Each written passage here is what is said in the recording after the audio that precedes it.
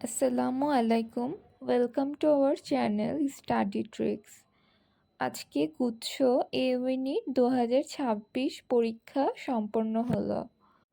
Maximum student tension করছে যে এবার গুচ্ছের কাটমার্ক ঠিক কত হতে পারে। অনেকের মনে অনেক প্রশ্ন ঘুরছে আমি জানি। দেখুন, আজকের কোশ্চেনটা কিন্তু স্ট্যান্ডার্ড ছিল, খুব কঠিনও না আবার খুব সহজও না।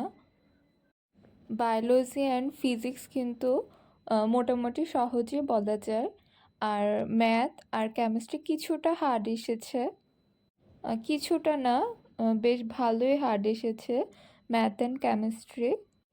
আমার মনে হচ্ছে যে ম্যাথ অ্যান্ড কেমিস্ট্রি যারা অ্যান্সার করেছে তাদের ক্ষেত্রে কাটমার্কসটা কিছুটা কম হতে পারে তুলনামূলকভাবে যারা ম্যাথের পরিবর্তে যারা বায়োলজি বা হচ্ছে বাংলা ইংলিশ দাগিয়েছে। কারণ ইংলিশ তারপরে বাংলা বায়োলজি কোশ্চেন কিন্তু ইজিই ছিল। আমার মনে হচ্ছে যে এই দুই ক্ষেত্রে এবার কাটমার্কসের ডিফারেন্সটা অনেক বেশি থাকবে। আমি একটা প্রিডিকশন দিচ্ছি, এটা নাও হতে পারে, বাট সম্ভাব্যতম আমার মনে হচ্ছে। দেখুন, গুচ্ছে যেহেতু ভার্সিটির সংখ্যা অনেক বেশি, তাই সিট যেহেতু অনেক বেশি, কাটমার্কসটা তুলনামূলকভাবে অন্যান্য ভার্সিটি থেকে কমই হয়, কারণ এখানে 8 থেকে 9 হাজার সিট। যারা ম্যাথের পরিবর্তে বাংলা বা ইংলিশ দাগিয়েছেন, আমার মনে হচ্ছে তাদের কাটমার্কসটা 55 থেকে 50 অবধি যেতে পারে। আর যারা ম্যাথ দাগিয়েছেন তাদের কাটমার্ক 45 থেকে 50 হতে পারে। আজকে যারা গুচ্ছ ভর্তি পরীক্ষা দিয়েছেন তাদের সবার জন্য শুভকামনা রইল।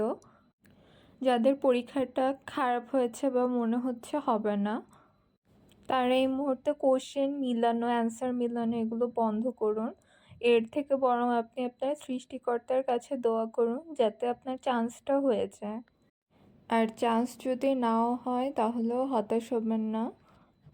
মনে রাখবেন, আল্লাহ সবচেয়ে উত্তম পরিকল্পনাকারী। গুচ্ছ ভর্তি পরীক্ষা জীবনের একটা ধাপ মাত্র। আপনি যেখান থেকেই পড়ুন না কেন, আপনি চেষ্টা করবেন যেই ফিল্ডে আপনি থাকবেন সেই ফিল্ডে ভালো করার।